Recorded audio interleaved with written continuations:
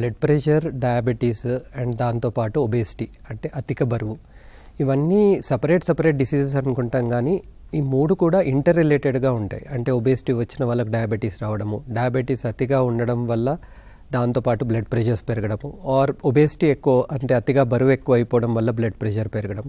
ఈ మూడు కూడా ఇంటర్ రిలేటెడ్ డిసీజెస్, అంటే మన లైఫ్ స్టైల్తో సంబంధమైన డిసీజెస్. ఇవన్నీ కూడా ఈ కాలంలో అతిగా చూస్తున్నాము, అది కూడా యంగ్ పాపులేషన్లో. అంటే ఒక 40 సంవత్సరాలు దాటక ముందే వాళ్ళకి వ్యాధులతో సఫర్ అవ్వడం చూస్తున్నాం. మెయిన్గా ఈ వ్యాధులు రావడానికి కూడా కారణం మనం చేసే పద్ధతులు. అంటే మన నిద్ర కానీ, మన స్ట్రెస్ లెవెల్స్ కానీ, మనం తినే హ్యాబిట్ కానీ, తినే టైం కానీ, అండ్ యాజ్ వెల్ యాజ్ మన ఒబేసిటీ అంటే మన బాడీ వెయిట్ అతిగా పెరగడం, మన హైట్ కంటే దానికి సంబంధమైన హైట్కి ఇంత వెయిట్ అంటూ ఉండాలి, ఆ వెయిట్ కంటే ఎక్కువ పెరగడము.